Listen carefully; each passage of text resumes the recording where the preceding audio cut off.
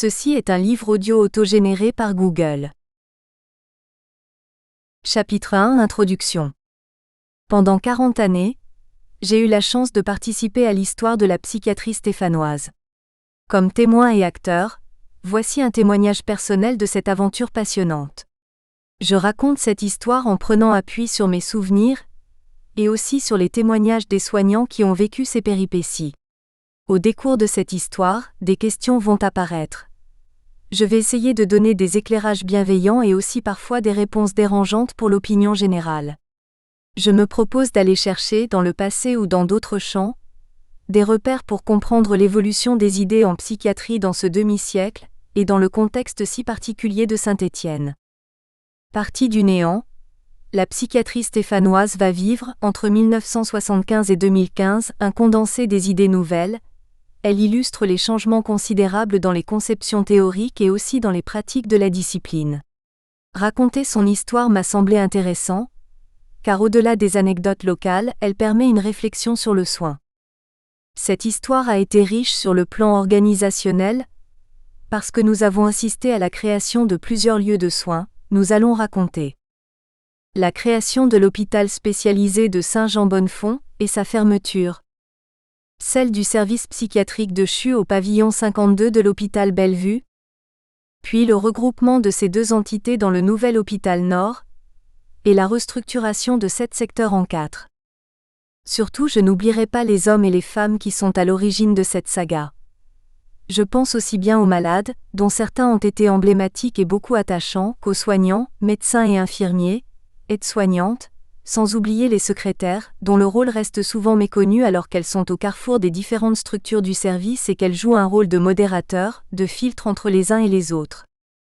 Au cours de ce récit, plusieurs questions sont apparues importantes, voire fondamentales pour l'avenir de la psychiatrie. Elles sont transversales par rapport à mon récit, et touchent aux dimensions tant conceptuelles ou éthiques que sociales et organisationnelles dans la prise en charge de la maladie mentale. Pour commencer, nous nous interrogerons sur les liens avec la discipline voisine, la neurologie. L'autonomie de la psychiatrie ne date que de 1968, après un long combat mené par les psychiatres pour faire reconnaître la spécificité de leurs pratiques cliniques auprès des malades mentaux. Cette séparation a-t-elle été une chance ou une erreur ? Et si on examine la situation actuelle, compte tenu de la place prise par les neurosciences, la psychiatrie a-t-elle encore un avenir ? La seconde question que pose l'histoire de la psychiatrie stéphanoise est la place actuelle du secteur psychiatrique. La mise en place de la politique de secteur avait créé un très grand espoir pour ma génération, parce qu'elle permettait de sortir de l'hospitalo-centrisme si prégnant dans la conception psychiatrique classique. Le secteur a-t-il encore sa place dans la loi HPST, Hôpital Patient Santé Territoire, où le médecin traitant est au centre du dispositif ? Est-il pertinent dans le monde mouvant du XXIe siècle, devant la complexité de plus en plus grande des techniques de soins ? Est-ce illusoire, ou franchement déraisonnable, de penser que tous les secteurs psychiatriques de France sont capables d'offrir une réponse adaptée pour prendre en charge tous les types de pathologies ? Nous verrons la rapidité de l'évolution des idées en psychiatrie, et comment a été bouleversé le monde de la folie, depuis les années 50, comment la psychiatrie est passée d'une vision asilaire à une conception plus ouverte sur la communauté, comment on est passé dans les années 90 d'une psychanalyse innovatrice mais dominante à d'autres modèles théoriques. Par ailleurs, les progrès de la pharmacopée médicamenteuse ont radicalement changé la donne et donc le vécu des patients. Enfin, l'essor des psychothérapies cognitivo-comportementales, en passant par les systèmes de classification DSM, CIMDI sont aussi modifiés profondément la psychiatrie. La troisième question concerne l'avenir. Pour qu'il y ait un futur, il faut un passé, une histoire et un présent. L'histoire de la psychiatrie stéphanoise peut-elle servir de modèle pour inventer une nouvelle organisation sanitaire ? Elle illustre le passage du temps des militants au temps de l'économique décrit dans son Histoire de la psychiatrie par mon maître, Jacques Hochmann, et elle montre l'importance des changements survenus en 40 ans. Ma légitimité. Si je vais souvent parler de ma personne, ce n'est pas pour tirer la couverture à moi, mais parce que la diversité de mes champs d'exercice professionnels, entre le CHU, le CMPP, la psychiatrie médico-légale, la cancérologie, l'unité de traitement des patients atteints d'obésité morbide, m'a permis d'être un témoin actif de différentes pratiques, tant en psychiatrie adulte qu'en pédopsychiatrie. En parallèle, un master à l'École centrale de Paris en 2005 a développé mon intérêt pour les systèmes d'organisation de santé. Si ce parcours professionnel pluriel, un peu touche-à-tout, peut me donner une certaine légitimité pour raconter cette histoire, je n'ai pas la prétention de dire la vérité, mais de donner des images, d'évoquer des souvenirs et de poser des questions. Je profite de ce document pour remercier mes collègues qui m'ont toujours bien accueilli, et avec qui j'ai eu la chance d'échanger librement, en confiance, et aussi tous ceux qui m'ont aidé à faire ce travail. Un parcours pluriel. Raconter l'histoire de la psychiatrie stéphanoise sur la période 1975 à 2015 va nous conduire dans diverses directions. Après un détour historique sur l'évolution des idées sur la folie, je me suis interrogé sur la réalité des soins psychiatriques dans le département de la Loire. La psychiatrie publique occupera dans ce travail une place importante car j'y ai consacré une bonne part de ma carrière. Mais je ne vais pas oublier le travail fait par les psychiatres libéraux, par les cliniques privées ou par le monde associatif. Je parlerai de la psychiatrie médico-légale et de l'activité d'expert judiciaire, car cette branche m'a beaucoup passionné, tout comme la pédopsychiatrie. L'histoire des urgences psychiatriques mérite un développement compte tenu de l'importance du rôle que ce service a pris dans le dispositif des soins. Deux structures spécifiques ont eu une histoire particulière. L'unité des troubles de la conduite alimentaire animée par François Lang et Guy Carreau, qui prend en charge les malades présentant une anorexie ou une boulimie. L'UTDT, l'unité de traitement de la dépendance et des toxicomanies. Pour finir, nous évoquerons l'organisation des soins en psychiatrie aujourd'hui, et nous permettrons d'émettre quelques réflexions sur l'avenir de notre discipline et sur la place de la psychiatrie de liaison. Chapitre 2 : Les questions transversales. Les liens entre psychiatrie et neurologie. Les deux disciplines s'intéressent à la mécanique du cerveau qui produit des pensées, des émotions et plein d'autres choses. Les neurologues et les psychiatres essaient de démêler les fils et de mettre du sens. Sommes-nous proches ou opposés, rivaux ou complémentaires ? L'histoire de leur séparation va nous éclairer sur leurs identités respectives. Pourquoi la psychiatrie s'est-elle séparée de la neurologie en 1968 ? Cette séparation a-t-elle été une chance ou une erreur ? Faut-il imaginer le retour à la neuropsychiatrie ? Ces questions épistémologiques sont déterminantes pour l'existence même de notre discipline. Les origines. La séparation entre la psychiatrie et la neurologie résulte de la pression faite par certains médecins psychiatres, appartenant au corps des aliénistes, qui depuis les années 50, réclamaient une reconnaissance du travail spécifique fait autour des patients atteints de maladies mentales.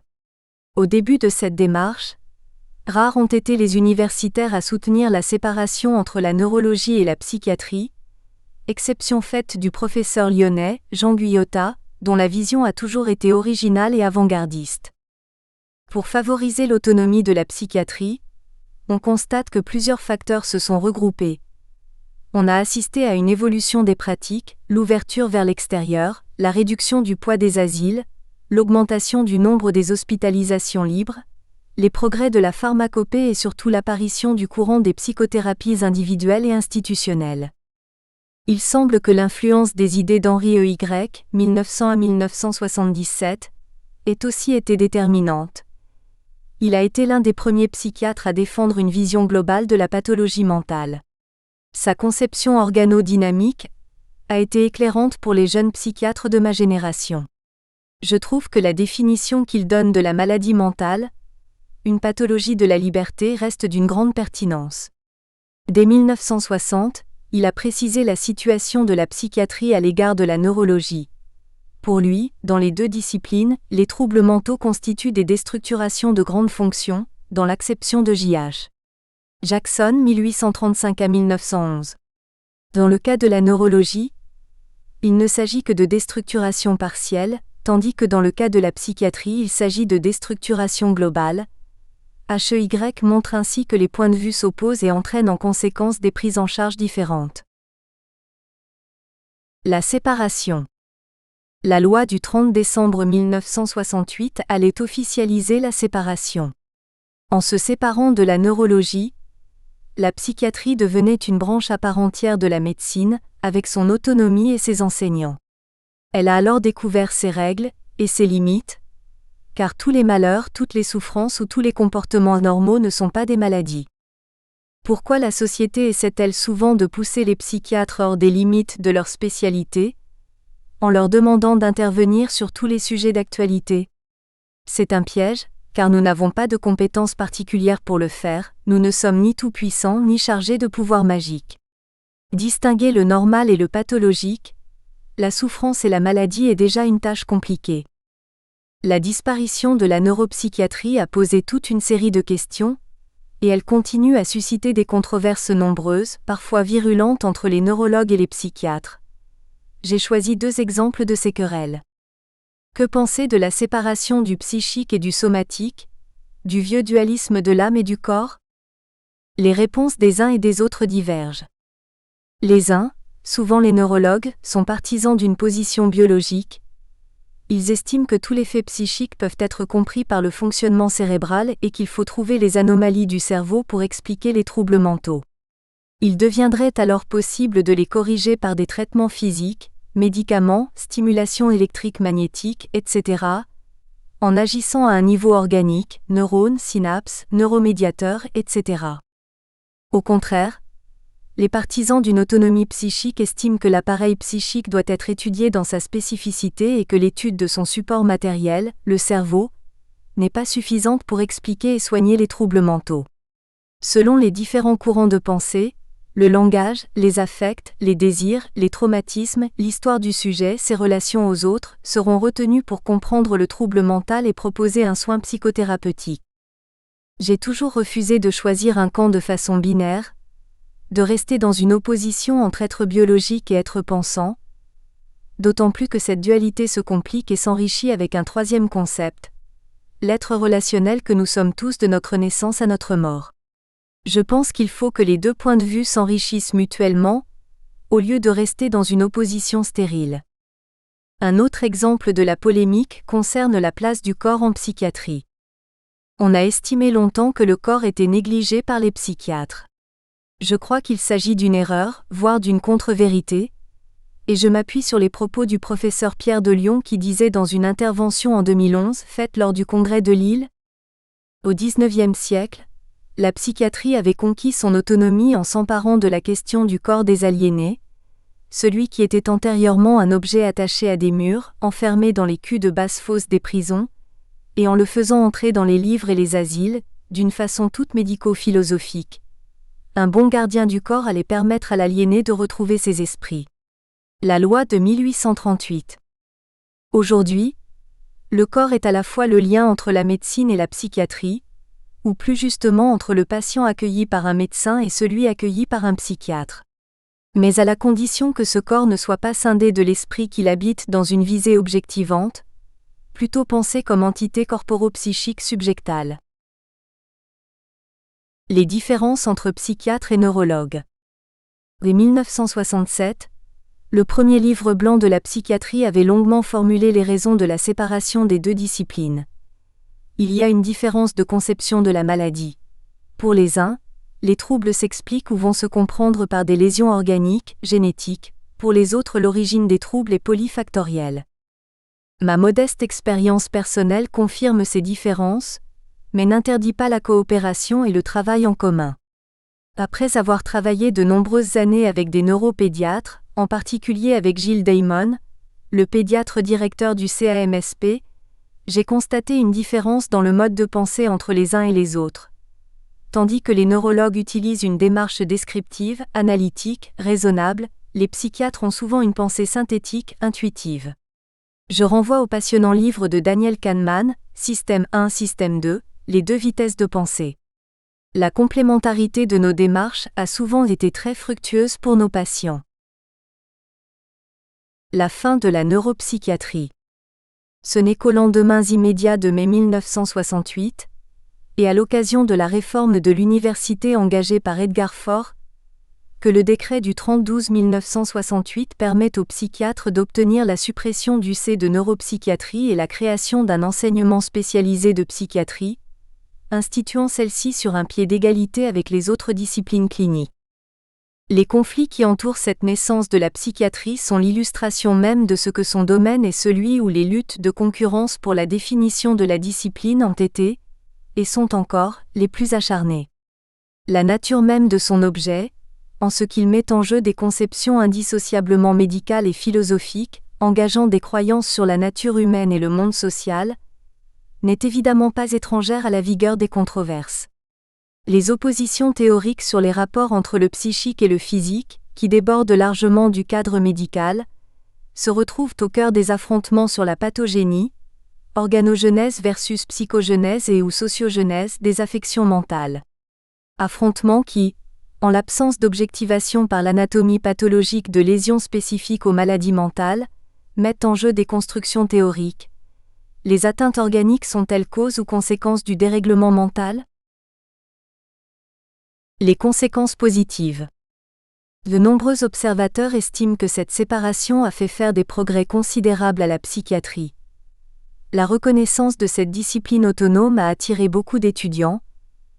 Il est vrai que le psy était à la mode dans les suites de mai 68. Elle a permis la création de postes médicaux dans le corps des psychiatres du cadre et aussi dans la psychiatrie universitaire, comme nous allons le voir avec l'exemple stéphanois. Alors que l'origine de la séparation avait été faite à la demande des psychiatres du cadre, c'est la psychiatrie universitaire qui va prendre le pouvoir, en s'imposant dans l'enseignement et la recherche. Les services universitaires l'ont emporté sur le corps des médecins des hôpitaux psychiatriques, d'où parfois encore des rancœurs qu'on a du mal à expliquer si on ignore l'histoire. Les changements dus au progrès pharmacologique. Les progrès faits par la pharmacopée en 40 ans ont été considérables sur le plan de la clinique, et ils ont aussi ouvert des pistes nouvelles pour la connaissance du fonctionnement intime des neurones. La génération de psychiatres précédant la nôtre avait connu l'arrivée des neuroleptiques, qui avaient en grande partie transformé le vécu des patients psychotiques schizophrènes. Ces derniers n'étaient plus condamnés à la maladie mentale définitive et forcément invalidante, avec des hospitalisations au très long cours. Mais comme la prise quotidienne des premiers neuroleptiques avait entraîné beaucoup d'effets secondaires, l'observance a souvent été médiocre dès que le malade mental quittait le cadre hospitalier. Les progrès réalisés par l'industrie pharmaceutique ont contribué à modifier le quotidien des patients. La tolérance aux antipsychotiques ou aux thymorégulateurs a permis la sortie de nombreux patients hors des murs de l'hôpital et de ce fait, une meilleure insertion dans la vie sociale, voire même dans une vie professionnelle. La fonction asilaire de l'hôpital s'est réduite, elle a entraîné la fermeture de nombreux lits, ce qui a été considéré comme un signe de progrès.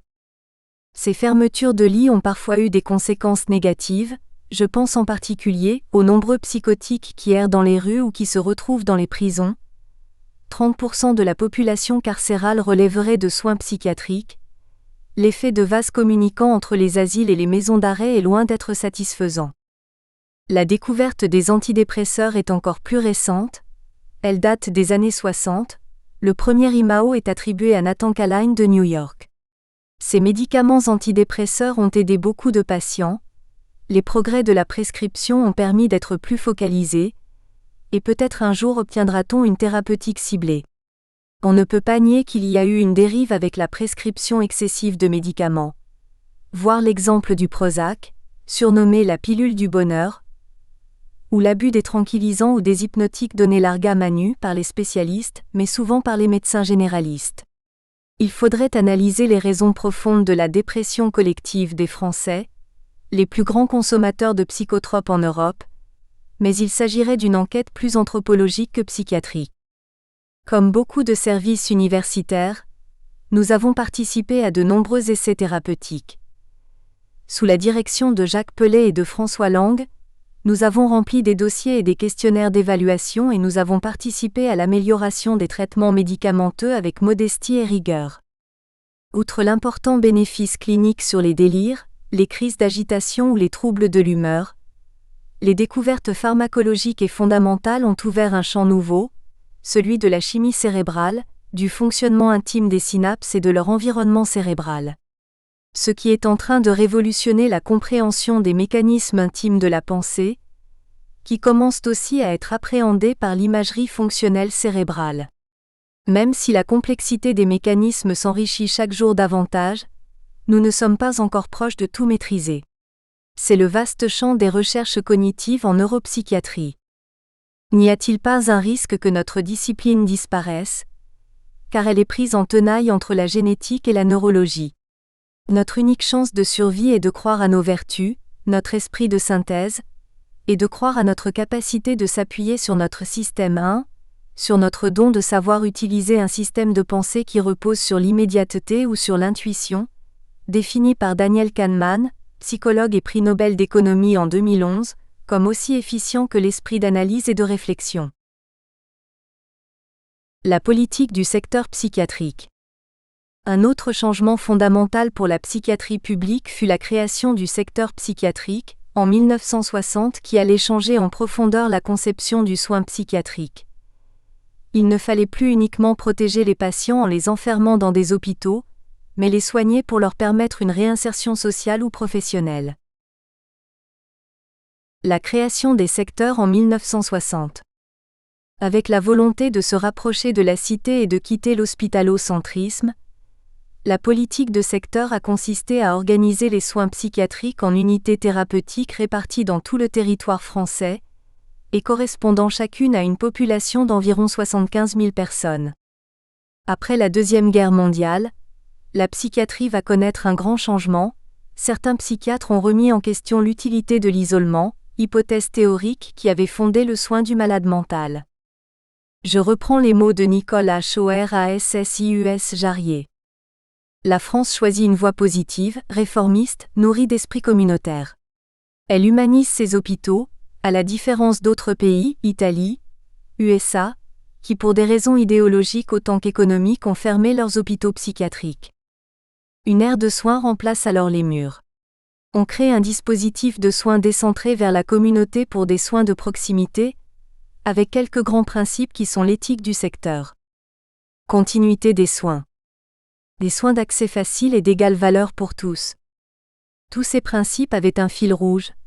Ne plus se contenter de garder le malade, ne plus seulement l'assister, mais le soigner avant tout et le ramener au sein de sa communauté sociale.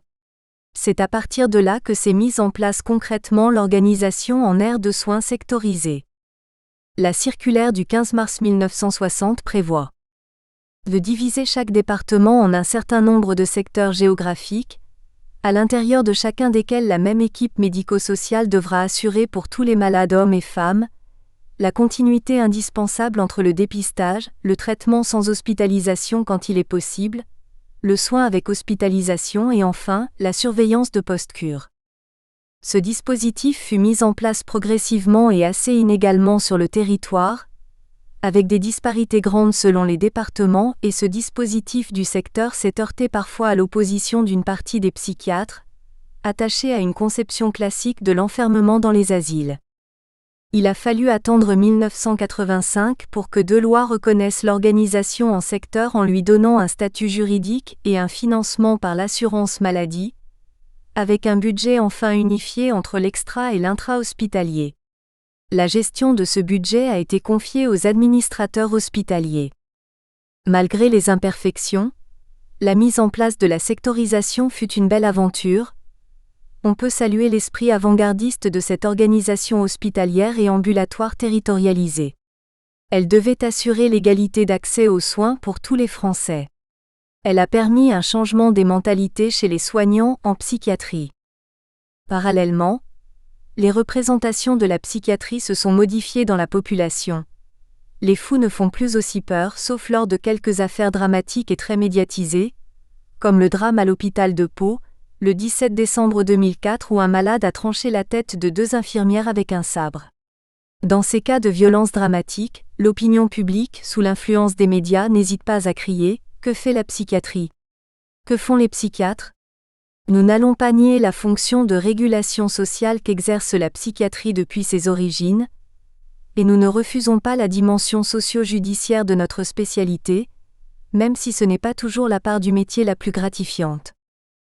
Cette politique de sectorisation s'est accompagnée d'une augmentation considérable du nombre de soignants. Les médecins psychiatres passent de 1200 en 1970 à 12 000 en 2000, montant jusqu'à 15 000 en 2015 avec 60% dans le service public. Il faut ajouter en parallèle un essor des professions paramédicales, psychologues, ergothérapeutes, psychomotriciens et infirmiers. Des écoles d'infirmiers psychiatriques ont été créées dans de nombreux endroits. Elles formaient un corps de soignants de très bonne qualité. Les efforts consentis par la nation pour doter de moyens en personnel et en structures administratives ont été remarquables. La psychiatrie française n'a-t-elle pas connu une sorte d'âge d'or pendant 20 ans ? Il est souhaitable de nuancer cet optimisme, car si les moyens ont augmenté de façon importante, on partait d'un chiffre très bas, et la formation des anciens infirmiers des hôpitaux psychiatriques départementaux était insuffisante. Il y a eu un versant plus négatif. Cette augmentation de l'offre de soins s'est accompagnée d'une augmentation considérable de la demande. La société réclame des psys à la moindre occasion et dans de nombreux domaines, des fameuses cellules de crise aux émissions de télé-réalité en passant par toutes sortes de coaching. Il faut aussi évoquer la demande des services de médecine ou de cancérologie pour une intervention des psychiatres. D'où la création de la psychiatrie de liaison. La demande d'intervention psy par l'école démunie par l'échec scolaire de certains élèves ou par des troubles du comportement a connu un essor important. Les chiffres confirment cette tendance à l'augmentation de la demande. Le nombre des patients soignés a augmenté de façon quasi exponentielle depuis 1970. Actuellement, plus d'1 million d'adultes consultent dans les secteurs psychiatriques. Les hospitalisations complètes concernent 300 000 personnes, source Magali Coldefy 2007, et 500 000 enfants sont soignés chaque année en psychiatrie. Par ailleurs, on a constaté que la durée moyenne de séjour hospitalier se réduit. Elle passe à 40 jours alors qu'elle était de 300 jours en 1950. Ce chiffre montre que les patients psychiatriques restent moins longtemps hospitalisés, car ils ont la possibilité de continuer leurs soins dans le cadre du dispositif du secteur.